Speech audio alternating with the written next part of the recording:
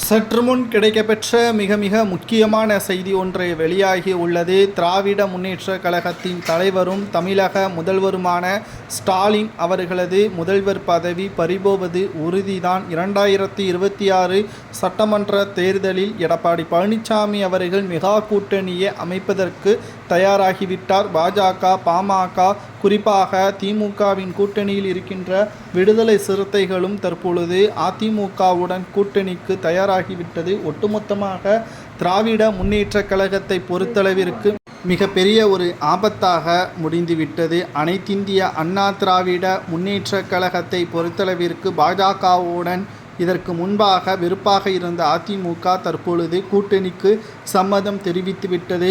மேலும் அமலாக்கத்துறை அதிகாரிகளும் திமுகவிற்கு நெருக்கடியை ஒரு பக்கம் கொடுத்து வரக்கூடிய நிலையில் அதிமுகவிற்கு சாதகமாக மக்கள் தற்பொழுது பிரச்சாரங்கள் மூலமாக மக்களை தனது பக்கம் வரவைப்பதற்கு மாநாடுகளையும் பிரச்சார கூட்டத்தையும் எடப்பாடி பழனிசாமி அவர்கள் செய்வதற்கு திட்டங்களை போட்டு வருகிறார். தற்பொழுது திமுகவிற்கு மிகப்பெரிய ஒரு ஆபத்து என்னவென்றால், திராவிட முன்னேற்ற கழகம் 2026 சட்டமன்ற தேர்தலில் களத்தில் இறக்கப்பட்டால் அவர்களுக்கு தோல்விதான். ஏனென்றால் விஜய் அவர்கள் திமுகவும் தமிழக வெற்றி கழகம்தான் போட்டி, அதிமுக கிடையாது என்பதை நேரடியாகவே பேசிவிட்டார்.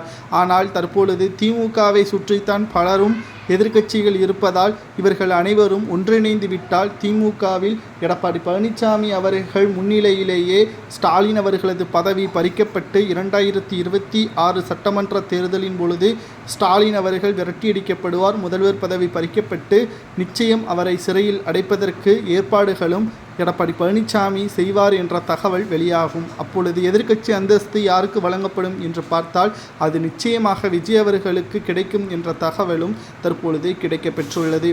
அனைத்திந்திய அண்ணா திராவிட முன்னேற்ற கழகத்தை பொறுத்தளவிற்கு கூட்டணி இல்லாத காரணத்தினால்தான் மக்களவை தேர்தலின் பொழுது வெற்றியடைய திமுகவிற்கு வாய்ப்பாக அமைந்தது. ஆனால் இந்த முறை திமுகவிற்கு எதிராக மெகா கூட்டணியை அதிமுக அமைத்துவிட்டது. இதன் காரணமாகவே திமுகவிற்கு கலக்கம் ஏற்பட்டுவிட்டது. மேலும் திமுக இதற்காகத்தான் இருமொழி கொள்கையை பற்றி மிகப்பெரிய அளவில் சர்ச்சையை ஏற்படுத்தி வருகிறது. ஆனால் மக்கள் நன்கு புரிந்துவிட்டார்கள். திமுக ஆட்சிக்கு வந்த பிறகுதான் பாதுகாப்பு இல்லாத சூழல் ஏற்பட்டது. மக்களுக்கு எந்த ஒரு வளர்ச்சியும் இல்லை. இனி திமுகவின் ஆட்சியே தேவையில்லை என்பதை மக்கள் உணர்ந்து விட்டார்கள். முதல்வர் ஸ்டாலின் அவர்களது பதவி பறிக்கப்படுவதோடு சிறையில் அடைக்கப்பட்டால் எத்தனை ஆண்டுகள் சிறை தண்டனை வழங்கலாம் என்பதை உங்களது கருத்துக்களை மறக்காமல் கமெண்ட் வாயிலாக கூறுங்கள்.